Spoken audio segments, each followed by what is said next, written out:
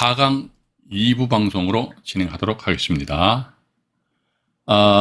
GUILOTI2님이 채팅창에다가 다음부터는 저 닉네임을 좀 바꿔주시기 바랍니다. 이게 GUILOTI2 하니까 막 유치권자가 점유하고 있는데 전세권을 설정할 수 있는지 할 수 있지요.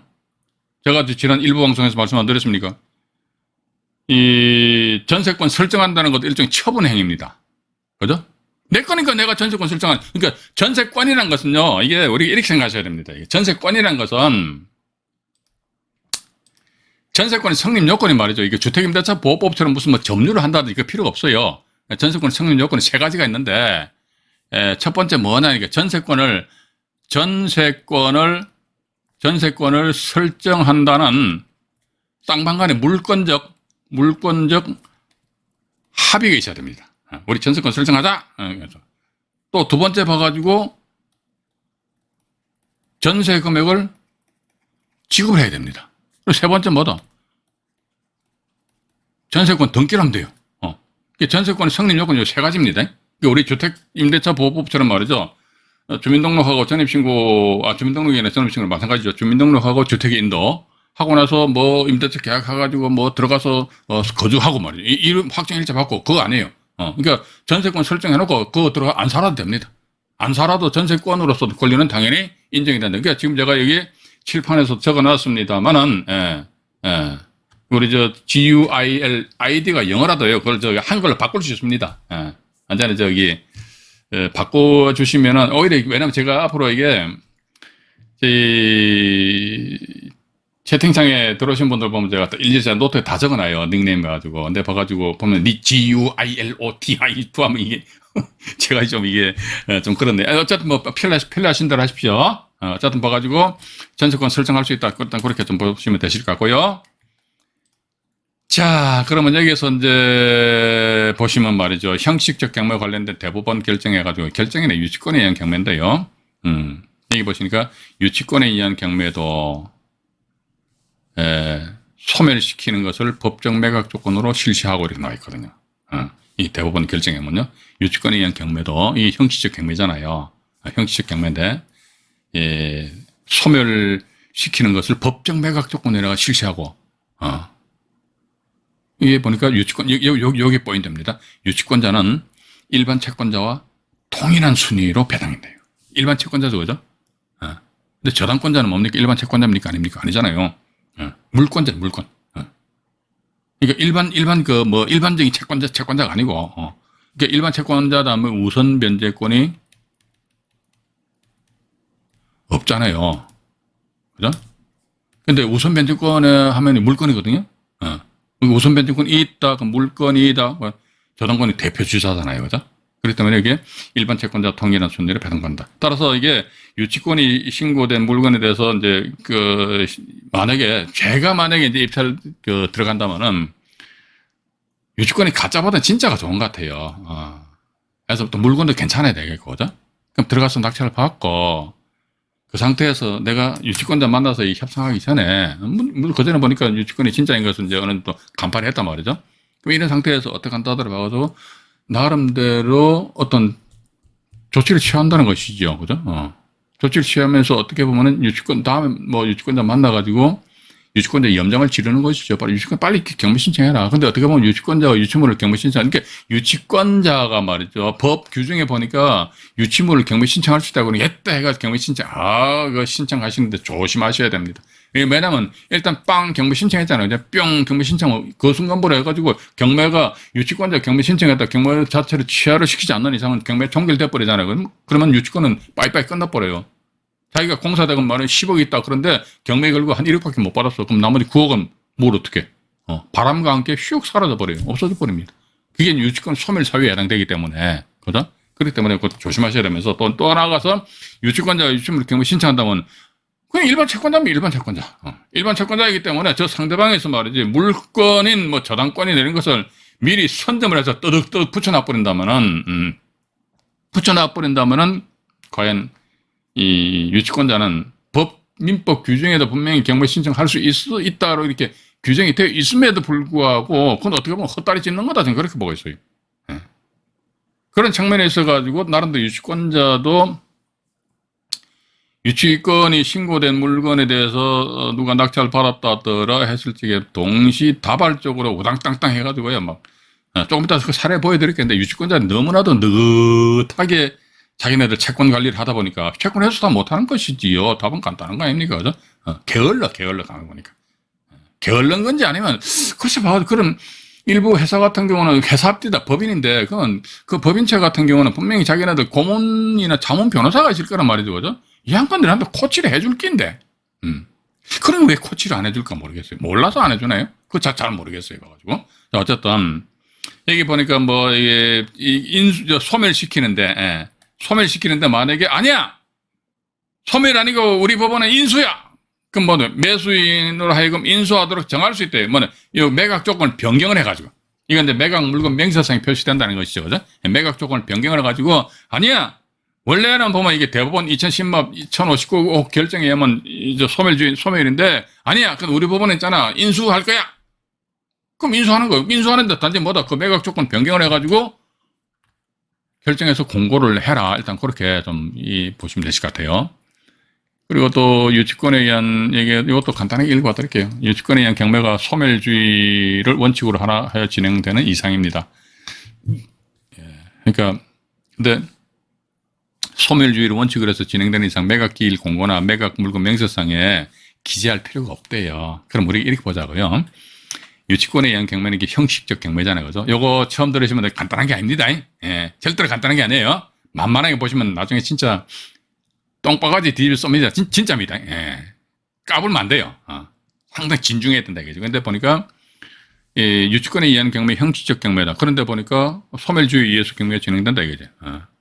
소멸주의에 의해서 경매가 진행되면 굳이 매각 기일 공고라든지 매각 물건 명세상에 기재할 필요가 없대요. 기재하는데 그럼 우리는 어떻게 한다? 이게 형식적 경매인데 매각 물건 명세를 띡 하니 보니까 이건 무슨 소멸이 된다. 뭐 이런 그 표시가 안 돼 있다. 이게 아무런 표시가 안 되죠. 그럼 소멸이구나. 근데 단 뭐다? 인수를 한다더라. 인수로 우리는 아니야. 우리는 인수할 거야. 조금 전에 말씀드렸잖아요. 그죠? 이리하였을 적에는 매각 조건을 변경을 해서 결정 공고해야 된다. 그럼 이거 어떻게 매각 물건 명세상에 아니야. 우리는 인수야. 그럼 인수주의 이렇게 표시가 됩니다. 이런 식으로 표시를 한다는 거 좀 이해를 하시고 또 다른 대법원 결정인데요. 이것도 하나 더 보여드릴게요. 이건 뭐냐면요. 이게 그렇습니다. 이게 보면은 여기 나와 있네요. 부동산에 관한 강제 경매 또는 담보권 실행을 위한 경매 절차에서 매수인은 유치권자에게 그 유치권을 담보하는 채권을 변제할 책임이 있고 이게 민지법 91조 5항이 있잖아요. 그죠? 근데 유치권에 의한 경매 절차는 목적물에 대해서 강제 경매 또는 담보권 실행을 위한 경매가 개시된 경우에는 이게 여기 무슨 말이냐면요. 유치권에 의한 경매죠. 그죠? 이게 하나의 경매 물건에 보니까 유치권자가 경매 신청, 유치권에 의해서 경매 신청하는 경우가 있는데 또 하나 보니까 하나의 물건입니다. 그게 그 저당권 등이 담보권 실행하는 거야. 저기 이게 유치권에 의한 경매하니까 이게 뭡니까? 형식적 경매죠. 그죠? 담보권 실행이 뭐죠? 이게 실질적 경매잖아요. 그럼 이렇듯이 형식적 경매와 실질적 경매가 이게 충돌을 하는 거야. 이게. 하나의 물건의 형식적 경매가 유치권자가 경매 신청하니까 나중에 저당권자 뿅 또 경매 신청한 거란 말이죠. 이렇듯이 충돌을 한다더라 이랬을 적에는 보면요. 정지되도록 되어 있으므로 이게 뭐냐. 유치권에 의한 경매 절차가. 이게 형식적 경매와 실질적 경매가 충돌했을 적에는 형식적 경매는 정지가 됩니다. 정지가 되는 유치권이잖아요. 그죠? 정지가 되는데 근데 정지가 된다 해가지고 그 유치권을 소멸하지 않는다 이거죠. 소멸하지 않는다. 무슨 말인지 좀 이해를 잘 하셔야 될 것 같은데 이게 다시 말씀드리면요. 실질적 경매하고 형식적 경매가 충돌이 일어났을 경우는 형식적 경매는 정지가 되는 거야. 정지가 된다 할지라도 예를 들어 유치권자가 유치권에 의해서 경매 신청하는데 이 유치권은 소멸되지 않는다. 유치권은 그러니까 실질적 경매에서 저당권자 경매 신청하더라도 유치권이 소멸되지 않는다는 것은 그 저당권자가 경매 신청을 해서 만약에 예를 들어서 갑이라는 사람이 낙찰을 받았단 말이죠. 갑이라는 사람이 낙찰을 받았는데 보니까 유치권이 만약 A다 그러면요. 갑은 뭐다? A의 유치권 이 권리를 인수로 해야 된다는 거예요. 즉 갑 입장에서 봐가지고 유치권이 있는, 물론 그렇습니다. 이게 실질적 경매, 어떻게 보면 저는 이 물건의 채무자들이 깝깝한 것 같아. 이거 이제 경매 신청하면 안 돼요. 왜냐면 유치권자가 경매 신청했으니까, 유치권자가 경매 신청하면 유치권 소멸 사유잖아요. 유치권 없어져 버리잖아요. 유치권이, 그러니까 본인이 사실은 그랬습니다. 실무에서는 아마도 유치권자한테 니 빨리 경매 신청해라라고 이렇게 막 부추겨야 돼. 부추겨야 되는데 잘 안 하는 경향이 있거든요. 아는 사람들 잘 안 한다고. 제가 만약에 유치권자한테 쉽사리 안 해요. 왜냐면 유치권자 경매 신청한다면 그럼 뭡니까? 그 순간부터 유치권 소멸돼 버리는데 없어져 버린단 말이죠. 그런데 이 사람 유치권에 의해서 경매 신청했다. 그럼 얼마나 이쁘냐 이거지. 지가 말 그대로 불구덩이에 빠지는 그런 결과가 되잖아요. 지 죽어버린다고. 근데 뭐 하려고 또 저당권에서 만약에 이런 상황이 된다면은 이 저당권자가 진짜 채무자와의 어떤 그 악감정에서 경매 신청했다고 하면 채무자는요 죽자 살자 해서 이 저당권자 이 사람의 경매 신청 이 자체를 취하로 시켜야 된다. 취하로 시키고 유치권자의 경매 신청을 계속적으로 유지를 시켜버리면 유치권은 일단 한 개 혹을 띄어버리는 그런 결과가 되거든요. 일단 그렇게 보시고요. 이제 요 사건 관련해가지고 이제 경매, 이게 지금 제가 사건을 너무 많이 뽑아놨는데 이걸 어떡하죠? 시간은 좀 그렇고. 저기 이번 주 언제입니까? 10월 21일 날 금요일 날 이거 실제 사례를 설명드리는 시간 할까요? 금요일 날에서 제가 유치권 사례하고요. 공유물 분할 있잖아요. 그걸 같이 뭉뚱그려가 오늘 또 말씀드릴까 다 말씀드릴게요. 근데 만약에 다 말씀 못 드리면은, 유치권 사례하고 또, 뭡니까? 공유물 분할 경매 사례를 21일 날 말씀드릴게요. 사실은 여기 21일 날 말씀드릴 내용이 이겁니다. 공유물 분할 소송인 공유물 전부 경매 요건데, 요건 제가 다, 10월 21일 날 우리 시청자 여러분들에게 말씀드릴게요. 자, 그렇다면 지금부터는요, 현재 여기 아마 경매 진행 중에 있는 것 같습니다. 간단하게 짚고 넘어갈게요. 해남 지원 2021 타경에 52,115호. 요 순간 정지가 됐어, 정지. 정지가 됐는데, 여기 보시면은,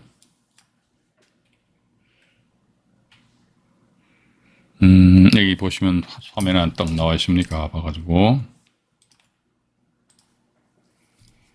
유치권에 기한 경매잖아요. 그죠? 유치권에 기한 경매인데 정지가 됐어, 정지.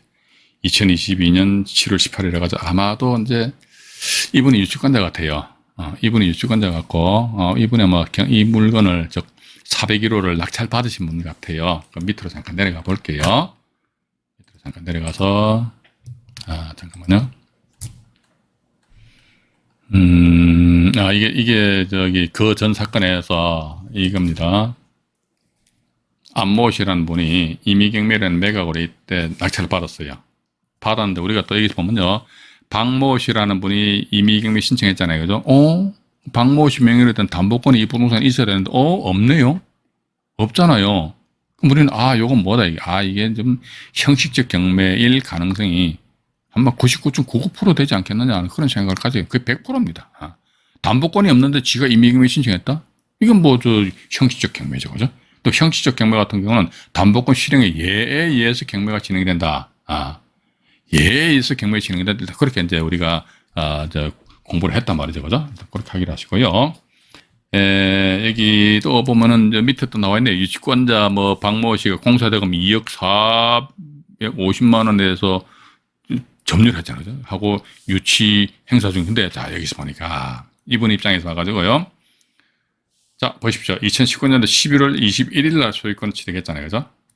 우리 이런 등기가 언제 됐는지 이런 것도 우리 천천히 잘 봐야 될 것 같아요. 근데 유치권자가 경매 신청한 것이 언제입니까?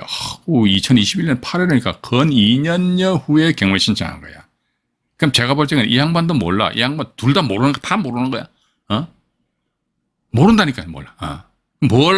만약에 안모 씨 입장에서 보면 이분이 얼마에 낙찰 받았는지는 조금 더 이 사건을 클릭해서 확인해 보겠습니다만은 자기 앞으로 소유권 이전 등기하면서 뭐다 이거 혹시 모르게 이 사람이 이렇게 경매 신청할 수 있단 말이죠.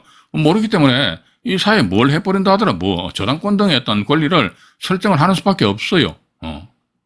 그죠? 저당권 등의 어떤 권리를 설정함으로 인해서 본인이 낙찰받은 금액은 최소한도 보존을 해야 될 거 아니냐 이거죠. 그죠? 근데 그게 뭐가 뭔지도 모르는 게 모르고 맨날 뭐 유치권자하고 칼부림 났다 그런 영상을 보니까 예? 제목이 쇼킹하니까 들어가서 보고 말이지 헤빌리 그게 뭐 하는 짓거리입니까? 저는 이게 참 한심하더라고 한심해 제가 볼 적에는 예. 그죠? 그래서 일단 근데 이 유치권자 입장에서 보면 이 사람도 안 급한 것 같아. 2억이라는 돈이 작은 돈입니까? 근데 그건 2년여 만에 이렇게 액션 취했다는 것은 예. 좀 문제가 있지 않느냐. 제가 만약에 유치권자는 이제 이렇게 가만히 놔두지 않습니다. 이 물건이 경매 진행 중이다. 유치권이 신고되어 있는데 봐가지고 누가 낙찰 받았다. 언제 받았지? 받는 것과 동시에 그냥 가능하면 경매 신청 부당당. 그럼 경매 신청하기 위한 전 단계에서 어떤 자료를 다 세팅 준비해놔야 될 거 아닙니까? 그죠? 돈 받아먹기가 그렇게 쉽습니까? 그럼 좋습니다. 이게 안모 씨라는 분이 유치권이 신고된 물건에 대해서 얼마의 낙찰을 받았는지 그걸 잠깐 정보지를 보면서 말씀드릴게요. 이거 보니까 어이구요 8,300 이것도 화면을 좀 키워서 보여드릴게요.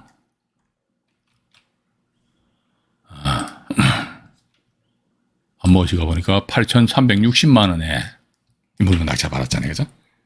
8,360만 원입니다. 8,360만 원에 낙찰을 받았더라. 그런데 이 물건을 보니까 이게 뭐 나와 있네요. 출입구에 유치권 행사 중이라는 표시가 있으나 그 성립 여부는 불분명하다. 뭐 이렇게 나와 있어요. 항상 이렇게 표시되어 있어요. 법원에서는 이게 뭐 정확하게 말이지 유치권 이거 정확하게 조사 안 해줍니다. 유치권이 신고되어 있는 물건이 있다고 내가 더 가고 싶다면 내가 저기 정확하게 조사해야 된다. 이거 사진 한번 볼까요? 뭐 붙어 있나 모르겠네요. 잠깐만요. 뭐 사진은 뭐 없는 것 같은데 출입구에 뭐가 있나요? 모르겠네. 아파트잖아, 아파트. 그죠? 뭐 이 사진으로만 봐가지고 뭐 유치권 신고되는 것은 알 수가 없네요. 자, 어쨌든 말이니까 이 당시에 이분이 유치권이 신고 표시가 되어 있는데도 불구하고 8,360만 원에 낙찰받았어요. 8,360만 원에. 8,360만 원에 낙찰을 받았는데 이게 또다시 이게 또 경매가 넘어와 버렸단 말이죠. 경매가 넘어왔다더라. 우리는 항상 유치권 신고되어 있는 물건이 있다 그러면 이게 항상 경매, 이렇듯이 이분처럼 경매가 들어올 수 있다는 것을, 가정하에서 나름대로 움직여야 된다. 저는 그렇게 보고 있습니다. 그럼 어떻게 한다? 2019년도 11월 21일 날, 8,360만 원이니까 낙찰 받았잖아요. 그죠? 플러스 알파 더 이상으로 해가지고, 세금하고 이것저것 하면 한 9천만 원 이상, 한 1억 정도 될 거 아닙니까? 그 정도, 혹시 모르니까 이런 안전장치를 밟아 놓으면은, 예를 들어서 이분이 저당권 설정한다는 게, 저당권 이게 가짜로 설정하는 게 아닙니다. 제가 가짜로, 가라로 설정하시라는 게 이야기 아니에요. 저당권 진짜 돈 빌리는 거지, 돈 빌리고 저당권 설정하는 거 아닙니까? 그죠? 이 상태에서 저당권 같은 건 뭡니까? 이게 저당권 물건이죠. 그죠? 저당권 물건. 물건은 뭡니까? 우선, 변제권. 자, 근데 임의경매했다 이게죠. 박모 씨. 이게 유치권자입니다. 유치권자의 배당수는 뭐다? 일반 채권자다라고 조금 전에 대법원 결정 내용을 보여드렸지 않습니까? 일반 채권자다. 일반 채권자 같은 경우는 우선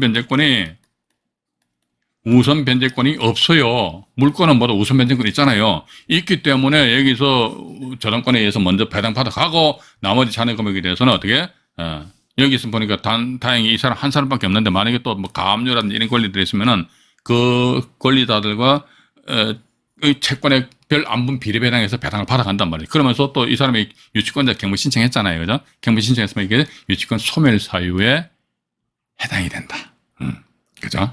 유치권 소멸 사유에 해당이 된다. 그렇게 이제 보시는데 이 건 같은 경우 아무런 안전장치도 하지도 않은 상태에서 도대체 무슨 생각들을 가지고 이렇게 유치권이 있는 이 건 같은 경우 보니까 정지가 됐어요. 그죠? 정지가 됐기 때문에 어떤 모종의 어떤 협상으로 뭐 나아갈 수도 있을 것 같아요. 나아갈 수 있는데 근데 저는 그렇게 봅니다. 협상을 하더라도 나한테 유리한 내가 유리한 어떤 고지를 점해야 될 거 아닙니까?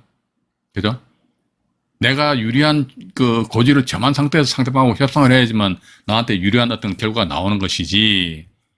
아니면 유치권자가 일반 확 또 경비 집어넣는단 말이에요. 이런 식으로 해버린다면요. 말 그대로 저는 이렇게 봅니다. 이게 보시니까 이분 같은 경우 분명히 8,360만 원에 대금 납부했잖아요. 그죠?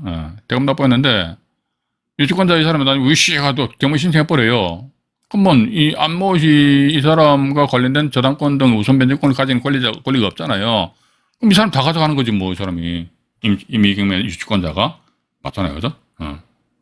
유치권자 다 가져간다. 일단 그렇게 되기 때문에 그래서 이런 것까지는 제 생각입니다. 근데 제 생각에 어떤 동의를 안 하시는 분들은 이제 굳이 이 방송 들으실 필요도 없어요. 그죠? 그러니까 천천히 한번 들어보시고 이게 되게 어느 정도 일리가 있다 이렇게 생각하시는 분들은 뭐 어느 정도 수긍하셔도 되고요. 또 하나 더 보여드릴게요. 보니까 이번엔 안전장치를 한 겁니다. 저희 저는 이제 안전장치라고 말씀을 드리는데 어정부지방 부분 사건이에요. 2016 타경의 11,502호 경기도 남양주시 화도 묵현리에 소재하는 다세대 주택입니다. 다세대 주택인데요. 이게 보니까 다세대 건물이 통으로 경매 나와버렸어. 이것도 취하돼 버렸어. 통으로 경매 나왔는데 이게 취하됐어요. 이게 제가 작업 굿 하나 찾아봐가지고 이게 유치권의 게임. 근데 이게 작업인지 아닌지 그거 제가 두 눈으로 확인 안 했기 때문에 아니 실제 이 사람들이 그렇게 돈이 왔다 갔다 했을 수도 있기 때문에 제 피식대로 작업을 이렇게 표현한 겁니다. 유치권이 기한 경매다 이렇게 나와 있고 대지권 미등기랍니다. 대지권 등기 안 돼 있고 최종기일 결과 이후에 본사건 경매 취하가 됐답니다. 그러니까 102동 1층에서 102동 전체입니다. 101호 외 11건에 전체 102동에 아마 12가구가 있는 것 같아요. 이 건물이잖아요. 요거. 지상 건물 요거만 나오고 땅은 경매 안 나왔다는 겁니다. 저 밑으로 잠깐 내려가 볼게요. 유치권에 의한 경매다 해가지고 와, 뭐 많죠. 101호, 102호 막 확 올라와 있잖아요. 임차인도 있는 듯 하기도 하고요. 여기서 보면은 자 보십시오. 이게 보면 이분이 강제경매라는 매각으로 낙찰을 받았어요. 그래서 소유권 이전했어요. 자 보십시오. 2015년 8월 28일이죠. 그죠? 근데 2015년 8월 28일이잖아요. 같은 날짜잖아요. 저당권 설정했잖아요. 그죠? 근데 보니까 건축법상의 사용 승인을 받지 않은 건물로 대지권 등기도 안 돼 있단 말이죠. 대지권 등기도 없어요. 근데 보니까 무슨 이게 일반 개인은 아닌 것 같아요. 등기부등본 잠깐 확인해 보죠. 등기부등본 잠깐 확인해 보겠습니다. 보니까 얼구에 보니까 아유 그거네. 신협이네. 신협. 성동신용협동조합이잖아요.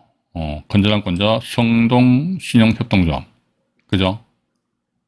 그래서 어이구 5억 8,500만 원에서 채권 최고에 그래서 저당권을 떡 한 설정한 거 아닙니까? 일반 개인도 아니고 그러니까 설정했다는 것이 일단 좋다 이거죠. 그렇다면 이게 여기서 보시게 되면은요, 문모 씨 이분이 경매를 통해서 낙찰을 받았는데 여기 2014 타경에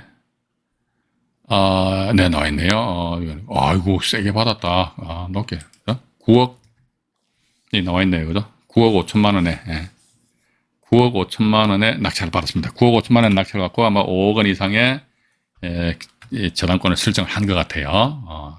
여기서 이제 보시니까 다시 이제 경매로 넘어왔는데 이게 안전장치를 안전장치 확실하게 해놨네. 뭐냐면 이게 보세요. 이 성동 신협에서 저당권 설정하고요. 뭐 실제 대출을 뽑았는지 모르겠습니다. 또 이 홍모 씨는 개인이잖아요. 개인이 또 할 거 다 하셨네. 뭐 저당권 설정했죠, 그죠? 가압류에 또 들어와 있잖아요, 그죠? 한모 씨 이분이 그거라니까요. 유치권자라니까 유치권자. 한모식 유치권자인데 여기 보니까 또 경매되고 나서 또 안모식이라는 사람 또 저당권 설정해보는 우와 이거 참 대단하신 분들이네 봐가지고 내가 딱 보니까 이 물건 보고 야 정말 대단하다 그래서 이 양반 정말로 안전장치를 꽉꽉 해놨어요. 요 저당권 두 건 하니까 이것도 마찬가지 뭡니까 우선 변제권이죠. 우선 변제권. 근데 요 가압류가 있는데 그럼 이렇게 보시면 됩니다. 가압류가 있고 그 다음에 강제 경매가 있잖아요. 임의경매일지라도, 일단 임의경매일지라도 이 사람은 이제 유치권자는 일반 채권자이니까, 그 다음 또 저당권이 돼 있거든요. 이런 경우는 어떻게 배당이 되느냐 하니까, 일단 첫 번째 가압류하고 유치권자하고 저당권은 동등한 순위에서 비례 배당을 받고, 그죠? 이렇게 보시면 돼요. 가압류하고 임의경매, 이거를 이것도 제가 나중에 관련 부분 가서 말씀드리겠는데요. 요 가압류 A라고 그러고 임의경매 B라고 그러고 저당권 C라고 하죠. 그러면 A와 B는 어떤 관계냐? 동등한 순위잖아요. 그죠? 왜? 가압류 일반 채권이고 유치권자 또 일반 채권자니까. 1번 채권, 1번 채권이니까 시간에 있어서는 가압류가 빠르지라도 권리에 있어서는 동등해요. 그러면 A와 C는 어떻게 되냐 이게. 아이고 선 채권 후 물건이거든요. 요 경우도 동등한 순위가 됩니다.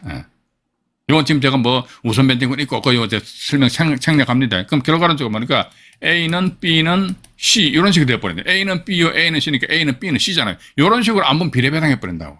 그럼 결과론적으로 뭐 봐가지고 이분 같은 경우는 이미 경매에서 청구 금액이 잠깐만 지울게요. 청구 금액이 보니까 얼마입니까? 이게 보시게 되면은 11억 3천만 원이잖아요. 그죠? 11억 3천만 원, 물론 청구액이 그렇게 큰 금액은 아닙니다만, 어쨌든, 저당권자 이 사람들 우선 변제해서 다 받아가고 나서 나머지 잔여 금액이 있을 경우는 이 3억 9천하고 11억 3천만 원하고 5천만 원, 이것이, 진정한 채권액이다. 그럼 전부 다 이게 분모에 들어가고, 분의 3억 9천, 분의 11억 3천, 분의 5천만 원, 이런 식으로 안분 비례 배당을 하는데 보니까, 이 사람이나 이 사람이나 이 사람 같은 잘 아는 사이더라. 그러면 결과는 좀 뭡니까? 이 사람 같은 경우는, 이분 같은 경우 제가 볼 적에는 제야의 실전 경매 고수다. 저는 그렇게 보고 있습니다. 그죠? 일단 그렇게 보시고, 야, 이거 지금 제가, 이 사건을 또 하나 더 말씀드리면은 시간이 더 많이 걸리니까 일단 지금 오늘 9시잖아요. 그죠? 그러면 아까도 말씀드렸습니다만은 나머지 유치권에 의한 경매 사례 말씀 다 못 드린 내용하고 또 공유물 분할을 위한 경매, 요걸 제가 10월 21일이죠. 2022년 10월 21일 금요일 날 여러분들에게 조곤조곤 말씀드리겠습니다. 가능하시면은 라이브 방송을 고수하시기 바라겠습니다. 물론 저 시간 안 나시는 분들은 제 방송 보셔도 되는데 라이브 방송 보시면 이게 계속 연속성으로 이어지시거든요. 그래서 어쨌든 여러분들은요, 전 여러분들한테 바라는 바 없어요. 뭐 원하는 바도 없습니다. 제가 무슨 경매 학원을 운영하는 것도 아니고 경매 컨설팅 업체를 운영하는 것도 아니고 또 저는 여러분들 얼굴도 몰라요.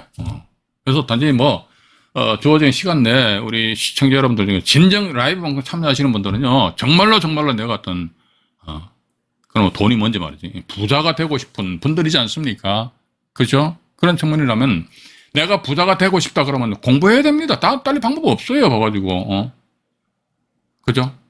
대충 해가지고 경매해서 절대로 그거 없다는 겁니다. 그래서 모레 2022년 10월 21일 날 금요일 날 나머지 못 드린 말씀을 형식적 경매해가지고 말씀을 드리도록 하겠습니다. 오늘 여기까지 방송 진행을 하도록 하겠습니다.